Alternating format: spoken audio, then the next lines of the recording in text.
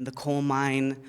As a young person, my great-grandfather died of pneumonia at 29. Pneumonia. There was a stream near the road on the way into the holler where my family was from that, from the stories my mom and her siblings told, was crystal clear and beautiful when they were children. They showed it to me and I said, ew, what?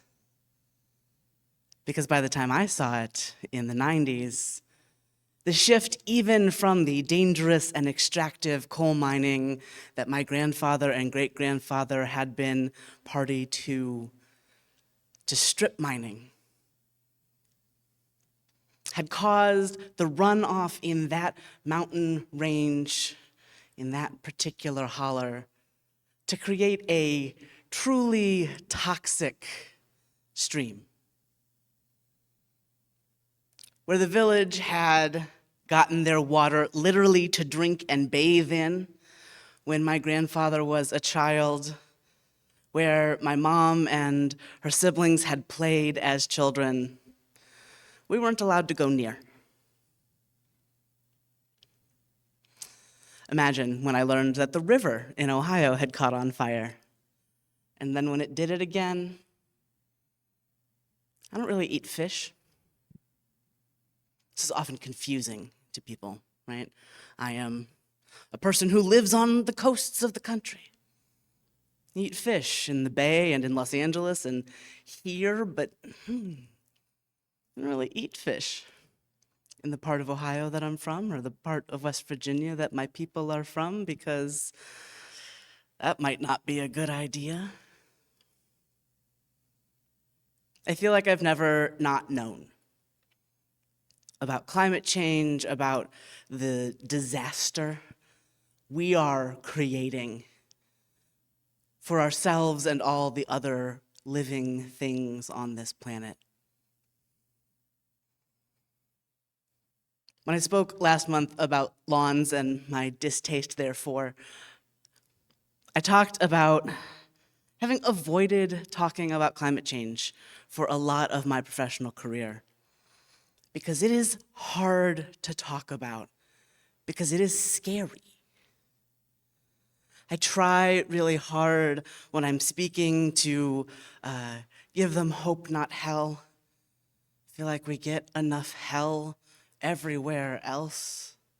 And I'd like to be able to give you answers that make it possible to address the world as we find it. And I don't know that I have answers the whole way. But I want to start with a feeling. And I want to start with a feeling that is not a fun one. I want to start with fear. Because it's scary. The reality of climate change, the reality of pollution and what we have done to our planet, what we continue to choose to do to our planet, is scary. Deep in my bones, in my gut, scary. And like Greta Thunberg said in our opening words, we don't have the time to paper over the fear with a belief that it's gonna be fine. Now, I don't necessarily define hope how Greta defined hope in there, and we're gonna get to that. But I wanna start with that we have to let ourselves feel the fear. We have to let ourselves be scared, even if just for a minute. Because fear has kind of two big things you can do in response. You can shut down. If you don't want to feel your fear, you can stop. But stopping might mean that you can't get forward motion towards doing anything about what you're afraid of. Or you can ignore it. And if you ignore it, well, you're also not going to do anything about it. Ignoring it can make you complacent, and shutting down on it can make you frozen. So I want to ask you to take a second, and if you want to talk to someone nearby about what comes up for you when you think about climate change, that would be great. If you want to just reflect with yourself for a moment, that's okay too. I'll give you 2 to 3 minutes and I'll ring the bell when I need you to come back.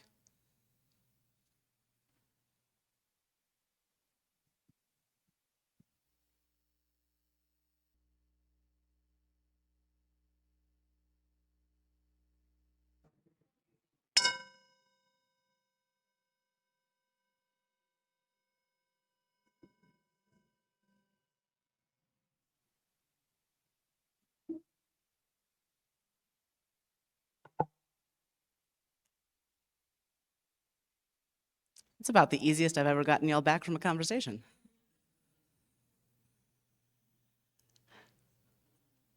So one of the things that I find, and that a lot of people find, is that just sharing that you're scared relieves that fear a little bit.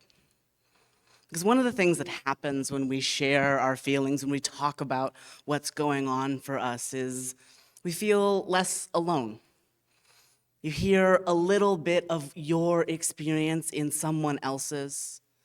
You feel seen in a place that might feel isolating. Fear feels really, really isolating for me. And when I'm afraid, I tend to want to back off of most people, cling to something I really understand. But if you can share, you can make a movement towards each other. And a movement towards each other is a movement towards relationship, and next thing you know, you're developing your relationship not just with other people, but with the planet. You're connecting with the earth through your connections with other people. You're going for a walk. You're thinking about how beautiful the trees are at this time of year. Did y'all see how beautiful it was yesterday? Yeah. You get to have those moments of, oh my gosh, what a place to be. What a planet to get to be on, not only in that it is amazing that it exists and supports life at all, but that it is beautiful and each of its little parts exist in relationship with the whole. So I get scared. And I try to share that I have feelings. And then I try to think about what the next relational step is.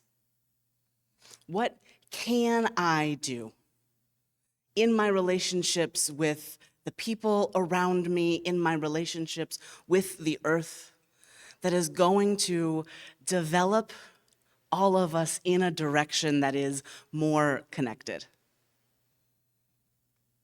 You can kind of think of this as at relational levels. There is stuff you can do with yourself, right? You can practice some sort of meditative practice or walking practice or whatever it is that works for you to feel connected to the earth. When I was in my chaplaincy residency, there was a particular tree that I would go to.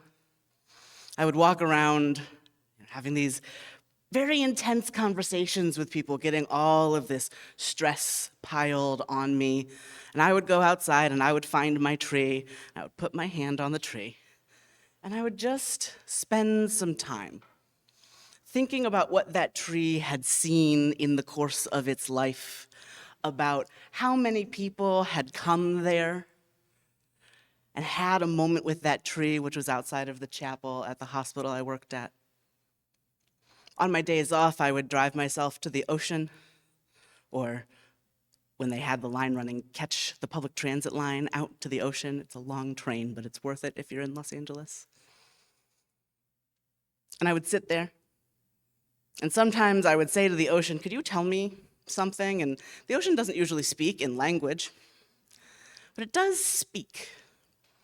Because every now and then, something would happen, like I would be on the beach by myself, and I would say, hey, the ocean, I don't have any idea what's going on in my life, but you've seen some things. You really know what's going on. Could you tell me something? And then there would be a seal, just me, a beach, and one seal. I'll be honest, the first time that happened, it happened twice, which is a weirdly large number of times. But the first time it happened, I was on the beach by myself and I'd been kind of staring out into the ocean, and the seal comes up on the beach. And I just threw out my arms and yelled to nobody, is that an effing seal? The message I decided I was getting there is that the world is beautiful and weird and capable of all sorts of things that you never would have expected. The world is beautiful and weird and capable of all sorts of things that you never expected, and you are part of the world, and thus also beautiful and weird and full of all kinds of things that you never expected. So one piece of our approach to the fear of climate change, to the dread that comes up, is to remember the joy of being a piece of this big, weird thing. You might call the next level at home. Maybe in your house, you are already doing all the at-home things you can do. You recycle, you compost, you are as energy efficient as possible. Excellent, very cool. If that is the situation in your home, I am envious of you. Maybe your next step then is to look at what kind of keystone plants you can get into your yard if you've got a yard. Maybe your next step is to talk to your neighbors if you've already got stuff down, right? Maybe your neighbors don't know how to compost yet. I'll tell you what, I thought I knew a lot more about composting than I have recently realized that I do. I went to a Montessori school in the 90s. We learned how to compost. I've known the basics of composting since I was, 5. But I discovered a compost tumbler at my and Caitlin's new home, and as I lost my mind in joy about this bonus house item that I did not expect, I began to research. Research is my reflexive response to any large feeling. I'm very excited, I'm researching. I'm sad, I'm researching. I'm scared, I'm researching. I'm anxious, I'm researching. Just a research reflex. And I learned that I didn't actually know the right balances of items to put in a modern home compost pile.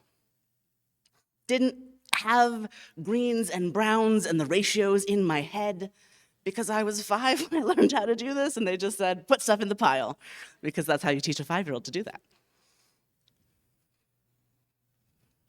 Maybe you have a lot of leaves that fall in your yard, but your neighbor doesn't have as many, and maybe you just all compost together.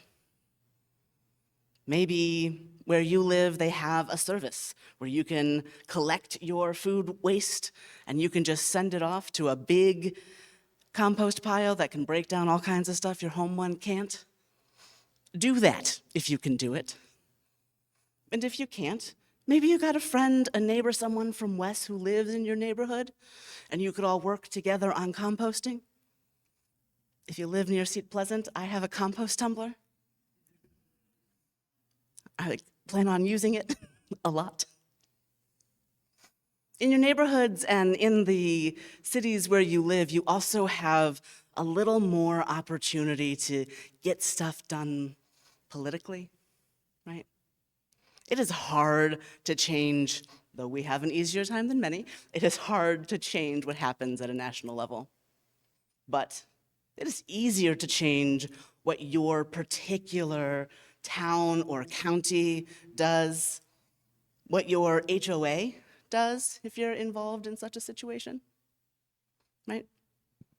You can go to your housing association and say, it should be fine for people to change their grass to something more sustainable. The HOA shouldn't punish people for that.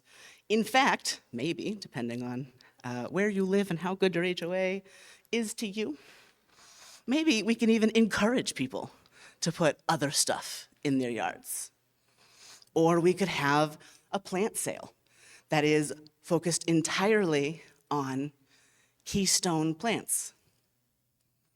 Sidebar, hey Wes, maybe we could have a plant sale that focuses on keystone plants. I know a lot of you have really impressive gardens. I know this because you tell me about them. Please tell me more about your really impressive gardens, 1. 2, maybe part of our plant sale is we bring in clippings of the things that we have and we share. And so some stuff is for sale and some stuff is for have and some stuff is for trade, and we share our knowledge. Maybe we do that out in the front yard where everybody can see. We put up a little sign about what we're doing. Maybe we plant some gardens out there in the front on purpose. Maybe some with local pollinators and some with food products that we can share. Some of my favorite memories of being a child are of my grandparents' house, where they had a food garden. And we would spend all kinds of time learning about what soil was good for what plants. And my grandparents were not, my grandparents grew up on farms in Appalachia in the Depression. They were not big on pesticides. They were big on here is what we have known forever works. The sharing of that kind of information. One is a generational thing that did not get as passed down as it could have. And here, in a multi-general community, we have the option to share some of that knowledge across years and across locations. So maybe we do some of that. We share information and we share plants, but maybe we work in bigger coalition too. Could members of the Earth Ethics Action Team raise their hands for me?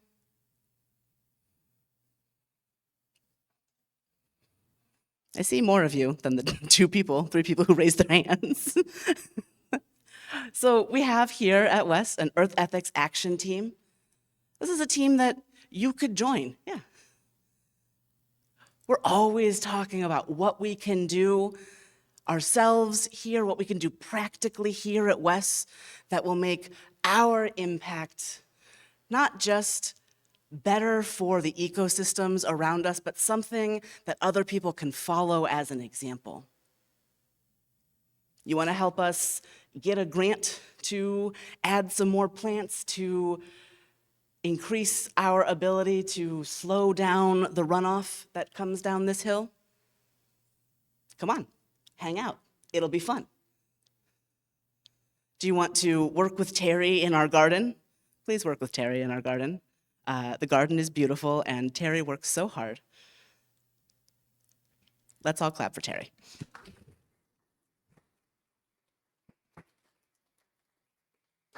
Terry did not ask for that, but my joy at that garden is so, so high. I could not do without clapping. But we could also join more coalition, right? The more of us are working together, the more we are connecting around our shared care for the planet we all live on, the more impact we get to have.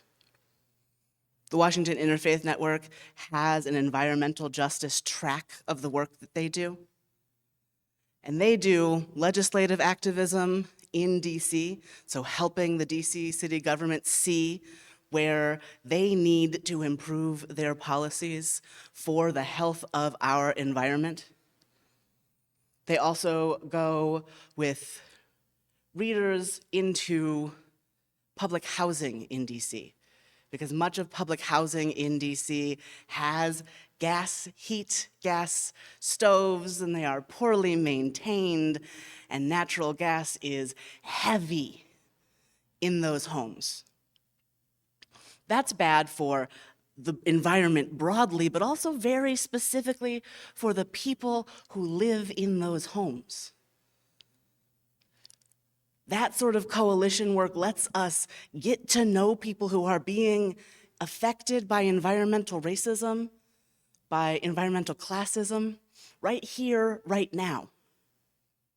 It lets us get to know people who have a pretty high stake in the environmental policies, because the people on the margins, the poorer people, people of color, are always hurt worst and first.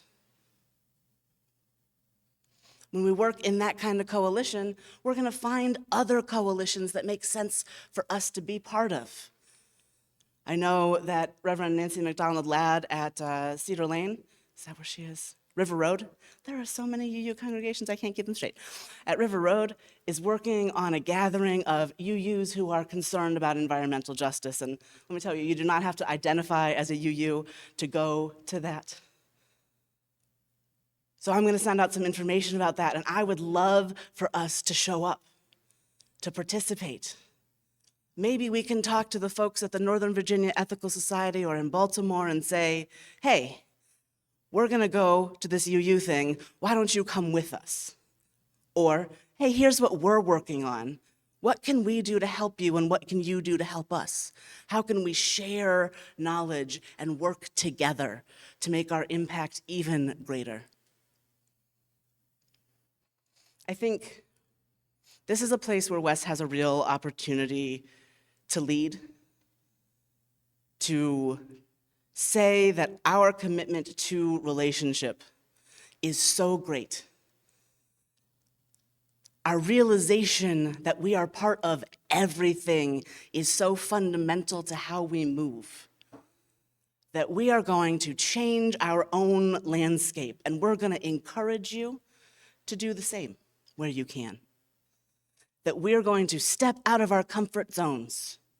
We're going to go get to know some new people, connect across the lines of language around faith, which can be complicated to do. But we're going to take this step, and we're going to say, we are here, and we are here to help, and we are here to learn and grow together. We can't afford to not do anything. We can't afford to be complacent. We can't afford to decide that we have done enough. We also can't afford to get lost in this as a situation of personal piety, right? We can't afford to get focused on, well, I do everything right. Okay. Cool, please do everything as well as you can. But let's not let this idea of perfect, of what a perfect environmentalist would do, get in the way of getting the things done that we can get done. Let's not let fear of climate change, of breaking out of our bubbles, of anything, keep us from doing what needs to be done. Greta Thunberg is right, we gotta panic a little bit. But most of us can't live in panic and work from there exclusively. Please do not try. I think all of us have had enough time in life to have done that at least once and found out that it doesn't work so well. Or if it works for you, please do. It does not work for me. But if we can say, okay, this scares me, but I'm looking at it anyway. This scares me, but I'm talking about it anyway. This scares me, but I am showing up anyway. Well, then things will start to get done. And it'll take time, and it'll take work, and it is not going to be easy because nothing is, and also it turns out there's just billions and billions of dollars pushing the other direction. However, when one person reaches another person and they connect for real, that builds something stronger than dollars are, and that you don't actually need billions of, but hey, also, more people are affected by climate change than are most causing it, right?